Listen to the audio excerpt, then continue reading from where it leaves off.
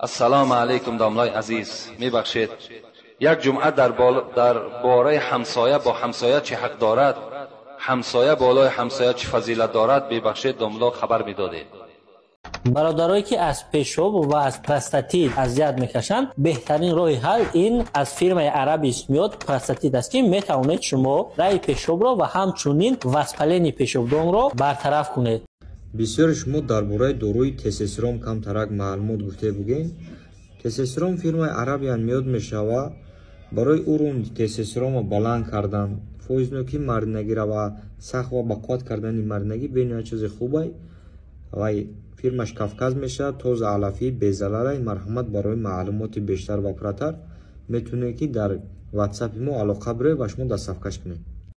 Паста М+ морам омад барои простатит, барои васпалини, барои тез пешоб намудан. Алал хусус барои асаб ҳастай, барои ревматизм ҳастай мазо ҳастанд, барои риш ва мӯи сар миноксидил ҳастай мода. Тамоми намуд дорои гиёҳӣ ҳастай мода. метавонед ки ҳамин номрои ватсап дада занг бизанед барои маълумоти бештару пурратар. иншоалло ки дастсафкарам дорем ба ҳамаи шаҳрҳо дастсафкаи ройгон. چه حق دارد، همسایه بالای همسایه چه فضیلت دارد، ببخشید داملا خبر میدادید.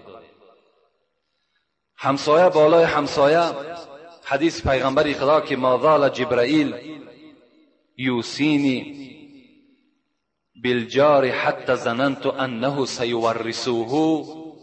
این حدیث پیغمبر خدا هست که هرگاهی که جبرائیل نزد من می آمد بر من چنان در حق همسایه گپ میزد که صحبت میکرد که گمان میبردم این که وقتی که اگر همسایه از دنیا بگذرد همسایه هم حق بر است.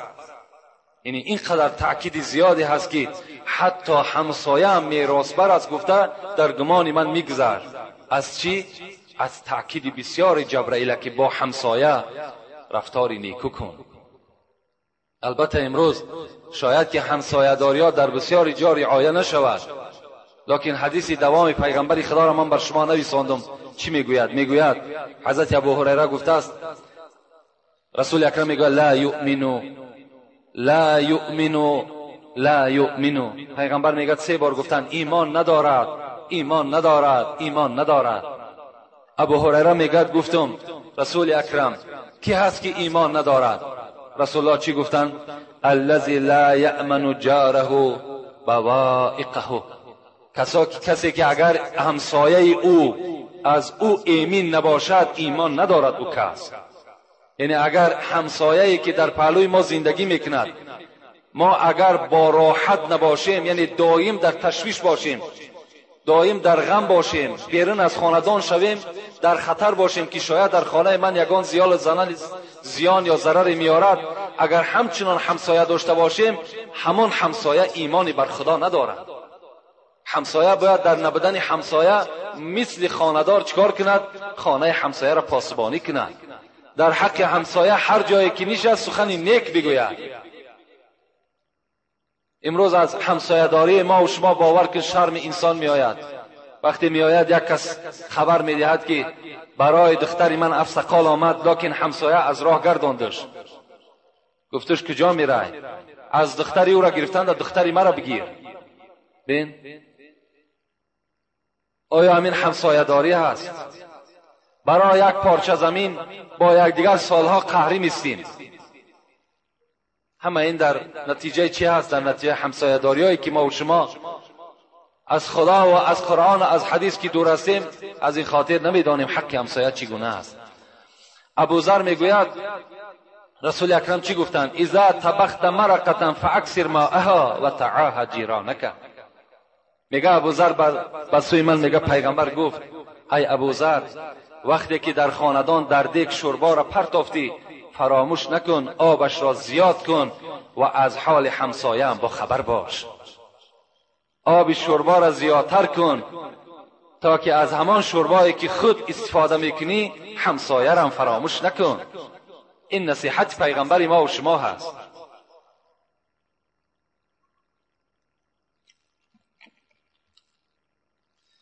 السلام علیکم داملای عزیز. میگویند که در آب پیشاب کردن اوبال است. ولیکن در شهر نجاست های خود را به آب پیش میکنند. این چی میشود؟ به ما میفهموندید. البته این ضرورت است. امروز این سکسی هایی که مردم ما و شما زندگی میکند، البته این از سبب بی‌شرایطی هست، و الا تمام همون مردمی که در همون سکسی ها زندگی میکنن هیچ کدام همون باور که زندگی داخل همون را اختیار کردگی نیستند. اونها را میخواهند که در همین زمین جای داشته باشند، زندگی کنند، لکن دستی نارسا، شرایطی ناخوب اونها را مجبور کرده است که در همون خانه ها زندگی کنند. از این خاطر اون پیشاب است چیزی نباشد. وقتی که در آبم که می رود، امروز ضرورت ایره البته جایز گرداندگی هست، یعنی باکی ندارد.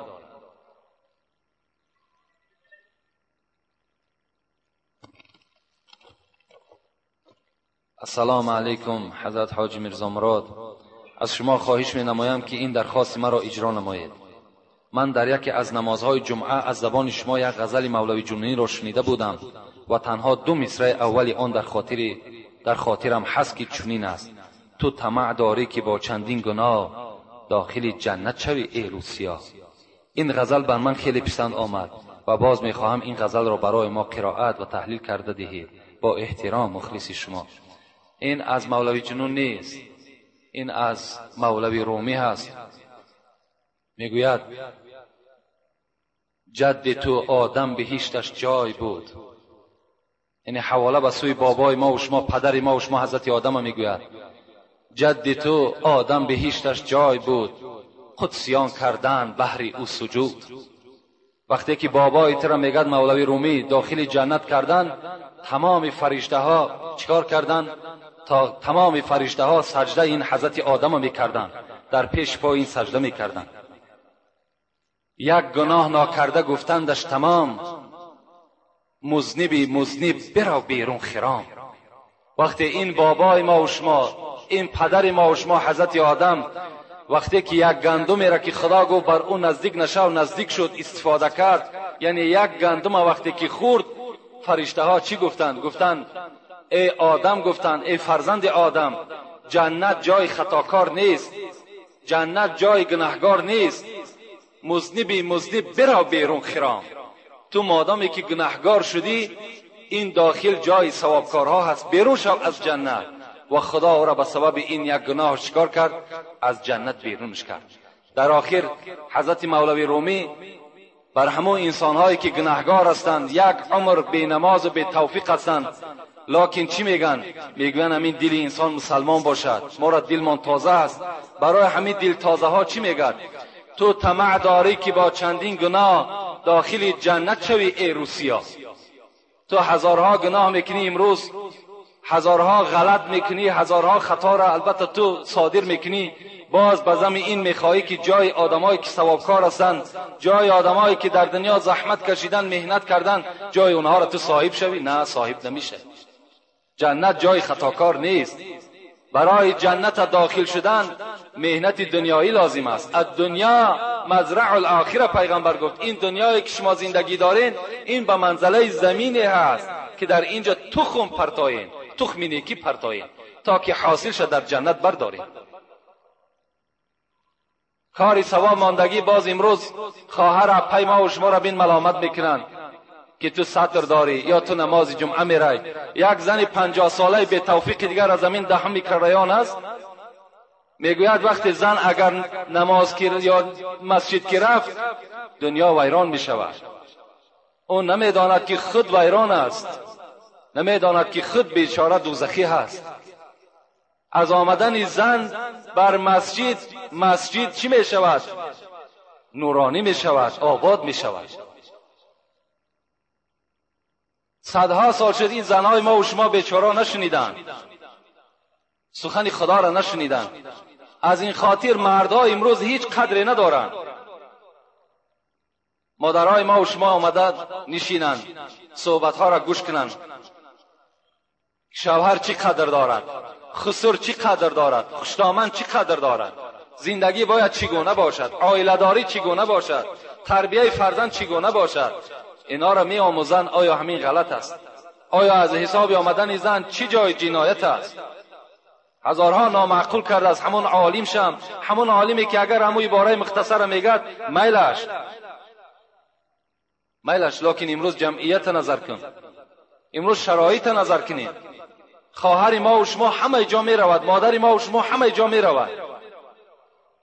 تمام جایی که ناجایز است می رود. مسجد چی جای ناجایزی دارد؟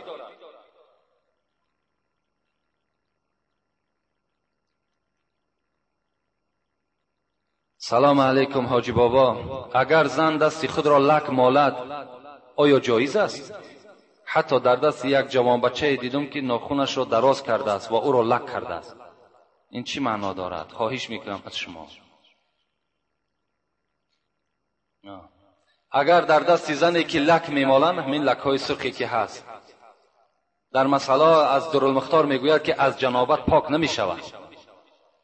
زنی که اگر در دستش لک میمالد، لک همین خیلی قابلیتی دارد که آب بر خودش ره نمیده. مادامی که آب که به خودش ره نداد، کلی بدنش شستن در غسل جنابت فرض است. وقتی که اگر ناخونهایی که لک دارد، وقتی اونها که اگر آب نرسید، اون زن از غسل جنابت پاک نمی شود. از این خاطر در کدام دستی خواهر و اپا و زنی از شما اگر باشد، این البته شما رخصت نتین اونها را تازه کنند. و آن جوانی که البته امروز ناخونی خچه دراز میکند یا لگ میکند، این شرمندگی است.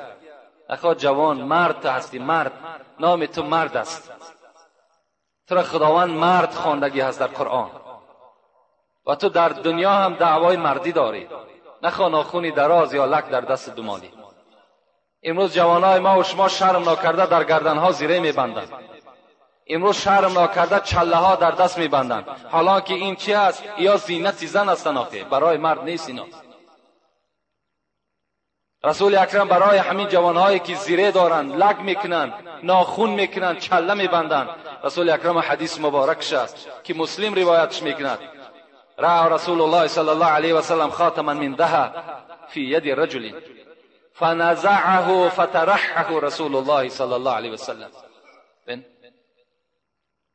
رسول اکرم میگه روزی با یک جوان سلام کرد، به ناگاه دستش در چله همون جوان زد.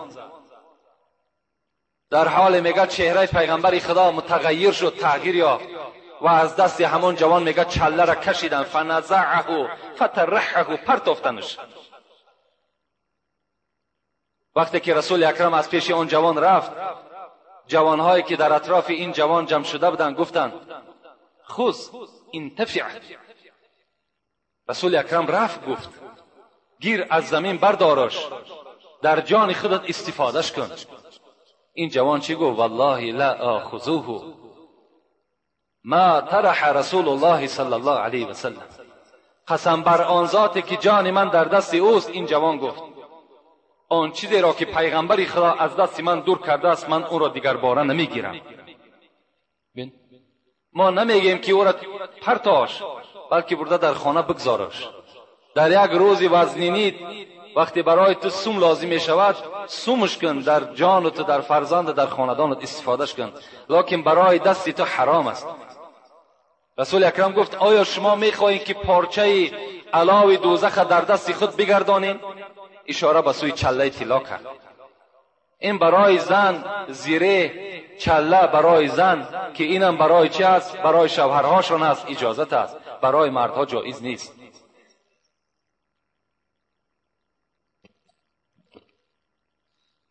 السلام علیکم حاجی الله مرزا، رحمت و درود خداوند در حق شما که ما بسیار مسئله آگاه میشویم. سوال من این است: در اصول دین میخوانم که تولا و تبرع چی معنا دارند؟ اصول دین هست، اصول دین برادر 8 قسم است. ما و شما میگوییم اگرچه اصول دین از ما نیست، از ما و شما اصول دین ما و شما چی است؟ بنی الاسلام علی 5. پیغمبر خدا میگوید اسلام ما و شما 5 پایه دارد. چی است؟ شهادت ان لا اله الا الله و اقام الصلاة و آت الزکات و صوم رمضان و الحج من استطاع. 5 چیزی هست در اسلام ما و شما، همین است اصول دین ما و شما. این چی است اصول دین؟ یکم کلمه شهادت گفتن است، دوم 5 وقت نماز خواندن است، سوم زکات مال دادن است، چهارم روزه ماه رمضان داشتن است، پنجم حج در گردن شخصی که قوت حج داشته باشد. همین 5 چیز از ما و شما اگر ایجاد شود، برپا شود، این معنای او را دارد که ما و شما مسلمان کامل هستیم.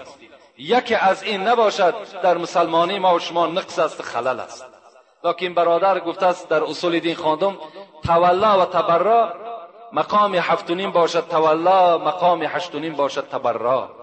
یعنی عقیده خوب است، با دشمنای خدا دشمن بودن، با دوستان خدا دوست بودن. این عقیده باید در تمام مردم مسلمان ما و شما باشد. دشمن خدا را ما و شما دشمن بداریم. چگونه ای که امروز ما را مردم غرب بد می‌بیند، چگونه ای که امروز مردم مسلمان زیر پای این بدبختا مانده است که ما و شما را دشمن ما و شماست، ما و شما باید دشمن اونها باشیم. آخه ما هم اونها را باید بد بینیم. چگونه ای که ما را بد می‌بینند، چرا من دشمن خود دوست بدارم؟ چرا شخصی که خانه مرا زیر بمب قرار میدهد، چرا شخصی که با تمام تکنیک خانه مرا رشد میکند، کودک مرا نابود میکند، ما او را دوست بدارم؟ نه، دوستش نمیدارم. به خدا قسم تا قیامت ما دشمنی او هستیم و دائم حتی در نمازان دعا میکنم خداوند ریشه امریکا را کنده کنه که امروز دشمنی تمام مسلمان ما و شما شده است. دنیا را ناآرام کردگی است. تا اگر در دل ما و شما عقیده نباشد که ما دشمن خدا را دشمن نداریم، حلاوت ایمان ما و شما بردن نمیتونیم، شیرینی ایمان ما و شما حس کردن نمیتونیم. شما دعای قنوت میخونید اللهم انا نستعینک و نستغفرک و نؤمن بک و نتوکل علیک و نثنی علیک الخیر نشکرک ولا نکفرک. اینجا چی میگن؟ و نخلع و نترک ما یفجرک. تو وعده داده استی و نخلع و نترک ما یفجرک. پروردگار من دشمنی تو را ریشه‌کن میکنم و نخلع و نترک، دشمنی تو را ترک میکنم. ما یفجرک، شخصی که دشمنی تو باشد. تو در دعای قنوت وعده میتی. از این خاطر تو هم باید دشمنی چی باشی؟ دشمنی همون یهود و دشمنی آن کسی که دشمنی مسلمان است، ما هم دشمنی او هستیم. هیچگاه من دوستی البته شخصی نیستم که دشمنی قرآن باشد و دشمنی اسلام باشد. امروز شما چشمهاتون را گشاده کنین، اخبارها به طریق عیان شما را نشان دادیستند. دیروز اگر اخبارات همان تونی بلیر اگر گوش کرده باشید، سروزیر انگلیا را من گوش کردم به گوشی خودم. چی گفت؟ در نزد سعودیه گفت ما خطا کردیم، نفهمیدیم، فکر کردیم که در عراق کیمیاوی بوده است، لکن غلط شده است، نفهمیدیم. تو نفهمیدی اینقدر مرد مسلمانی که در اونجا به هلاکت رسید، اینقدر خانه هایی که نابود شد، اینا چی می شوند؟ به نام خدای بخشنده مهربان و حبیب او محمد مصطفی صلی الله علیه و سلم، درود و به پایان بر شما ای واعظ راه اسلام و حاجی محترم. ما یک گروه جوانان به شما خواهش می نمایم که به این سوال ما روشنی اندازید. در ما عادت شده است که بعد از مرگ شخص 740 را می دهند. این خیلی خراجات بسیار ممکن است یا نه؟ ما قوم را می دانیم که از برای پنجشنبگی شیده نماز جماعه خفتن و پیشین را ترک میکنند و مسجد به ملا میماند. التماس، یعنی معرکه هایی که هفته داریم، 40 داریم، سر سال داریم، اینا در اسلام همچنان نام گذاشتگی نیست. در اسلام ما و شما من یک فتوای دارم به نام خلاصه که به نهایت فتوای با قوتی هست، فتوای مذهبی هست. باز همین فتوا در حواشیش مجموعه الفتوا گفتگی باز فتوای دارد. همون حضرت میگوید اگر کدام صدقه را که شما نام گذاشتین، مثل هفتش گفتین، سه بیگش گفتین، 40ش گفتین یا سالش گفتین، از ثوابش محروم میشین. شما نام نگذارید، بلکه اگر دستی شما میرسد خیر احسان هیچ کس راهش بستگی نیست. دستت میرسد مرحمت، لکن دستت نمیرسد. رسول اکرم گفت است لا اشتری شیئا لیس عندي ثمنه، نمیخرم چیزی مادامی که در جیب من پول نباشه.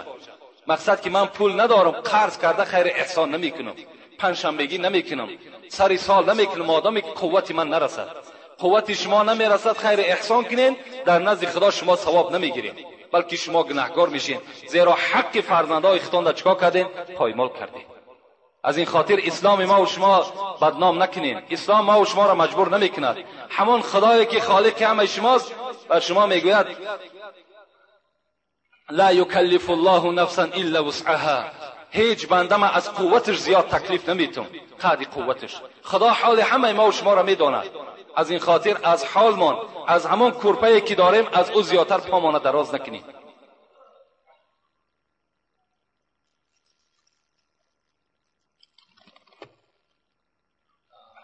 السلام علیکم برادر محترم داملا میرزا. بعد سلام یک دو سوالی دارم و میخواهم که این سوالها رو شما در نماز روز جمعه تحلیل کنید. مردی که بیراهگردی زنش را میداند، یعنی با مرد بیگانه ملاقات دارد و این مرد یگان چاره نمیبیند، زندگی همین را از روی شریعت درست است؟ البته درست نیست. زنی که به اجازت شوهر از خانه بیرون می شود در ملامت خدا و ملائکه خدا می ماند. وقتی اگرچه خانه پدرش می رود، اگرچه خانه یگان نزدیکترین آدمش می رود، وقتی اجازت شوهر نباشد، وقتی که اگر اون زن باز به مردهای بیگانه دست درازی کند و باز به این شوهر زندگی کند، این زندگی حرام است و این مرد دیوس است. الدیوس لا يدخل الجنة ولو كان معه صلاة و صوم. پیغمبر میگه دیوس داخل جنت نمی شود اگر چند که نماز روزه بسیار هم که داشته باشد. البته مردی که اگر پیش راه زن خچه گرفته نتاند، وقتی مردی که اگر حکمی او در زنش نگذرد، مردی که اگر باز میداند که زن او این چنین فاحشه است با او زندگی میکند، این دیوس است. زنی که با چنین کارهای ناشایان دست زده و بعد به چیزهایی که برای هر یک انسان مقدسند قسم میخورد، مثل قرآن، خدا، سیوم به فرزندهای خود، عاقبتی این زن عاقبت هم ندارد. وقتی زنی که خود بدکردار باشد و بعدا باز قسم به این چیزهای مقدس بخورد، برای ما و شما این قرآن مقدس است. برای زن فاحشه قرآن و خدا و مسجد هیچ قدری ندارد. برای همین این عاقبت هم ندارن. آخه عاقبت اینا برای خود اینا معلوم است خودش. التماس داملای محترم همین مکتوب ها رو. السلام علیکم داملای عزیز. آیت یخرج من بین صلب و ترائب را ترجمه میکردید مخلصان شما. در سوره طارق آیتی هست یخرج من بین صلب و ترائب، یعنی خداوند چی میگوید؟ خلقت انسان میگد. انسان میگد خارج، انسان پیدایشش از آبی که از پشت آدم و از بین دو سینه مادر جدا می شود، از همین پیدایش آدم از همین ها صورت می گیرد. یعنی مقصد از صلب و ترائب، مادامی که مفسران میگویند مقصد این نیست که در همین پشت انسان یگان خلطچه باشد که همان آب در داخل هم خلطچه باشد و وقتی شهوت مرد کشاده شد همان آب راست از پشت هوی خورده رفته در رحم مادر داخل شود. این چنین نیست میگه، بلکه مادام خدا صلب گفت یعنی پشت گفت یا ترائب گفت، بین قفس زن، سینه قفس زن وقتی خدا ذکر کرد، مقصد کلی بدن در نظر دارد. یعنی آبی که از مرد و زن یک جا می شوند اینها از تمام بدن هستند. این مقصد این است. برای همین مفصلتر اگر برای کسی لازم باشد باز آمده مراجعت کنین، ان شاء الله جواب میگیم.